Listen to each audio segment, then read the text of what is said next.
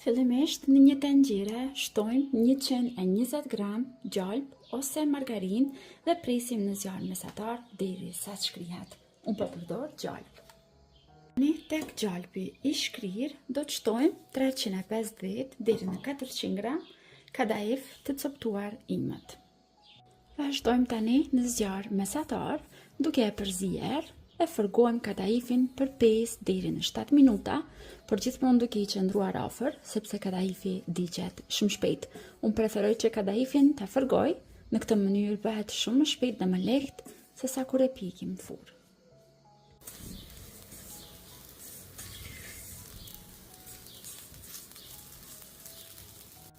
E fërgojmë kështu derisa kadaifi na merr ngjyrën e dëshiruar dhe për mua kjo ngjyrë kështu është perfekte.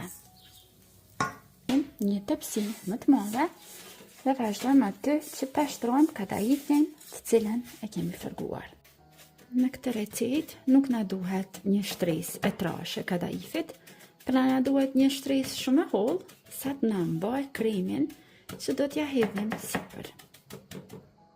Dhe kështu duket, pasi e kemi shtrirë kadaifin, një pjesë këtu në qosh mua më mbet e zbrazët, sepse tepsia që po e përdor është pak e madhe. Vazhdojmë tani që ta përgatisim kremin.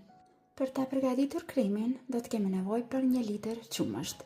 Unë zakonisht e zgjedh qumshtin nga pënar, për shkak se ka një përmbajtje të lartë të yndyrës dhe është me një kualitet të jetë të lartë, sidomos për ëmbëlsira të ndryshme dhe për kremra si këto që po bëjmë gati sot.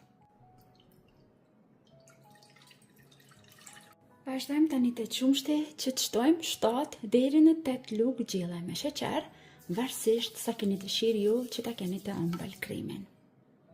Vazhdojmë dhe shtojmë aromë vanilje, nëse nuk keni si kjo, lirisht mund ta zëvendësoni me vanilë sheqer.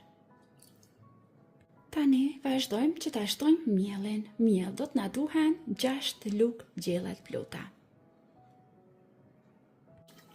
E përziejmë mirë dhe vazhdojmë tani në zjerje, në zjarr mesatar, duke e përzier pa ndërprerje që të sigurohemi që kremi nuk do të na ngjitet. Do ta zijejmë derisa të fillojë të trashet dhe të merr trashësinë e dëshiruar.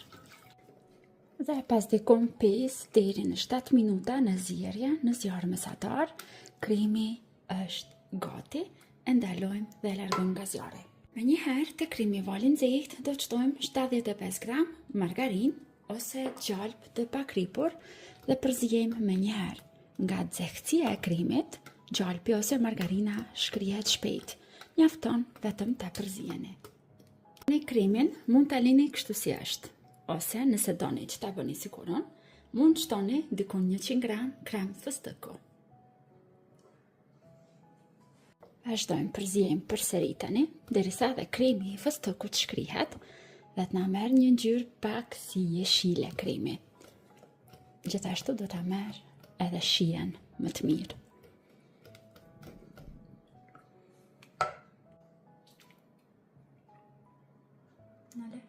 Pasi e shtojmë tani kremin sipër kadaifit, lejojmë që të ftofet. Njëherë në ambient dhome për 20 minuta, pastaj e vendosim edhe 10 minuta tjera në frigorifer, që shtrëngohet mirë dhe të mund që ta mbështjellim.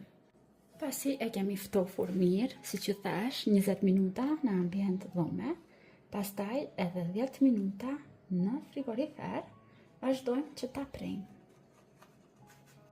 Dhe tani vazhdojmë ta ndajmë në lenta më të holla.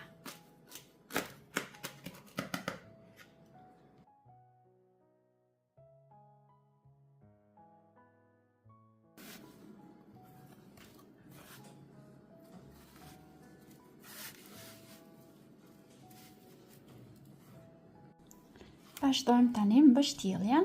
Pra mbështjellja është shumë e lehtë, e thjeshtë, vetëm i rrotulloni deri në fund. Dhe pastaj e shikoni, ku ka nevojë, shtoni sipër edhe pak kadaif. Pasi mbështjellim dhe i renditim në pjata, vazhdojmë që sipër t'i dekorojmë. Unë do t'ju shtoj nga pak krem fëstëku të shkrirë.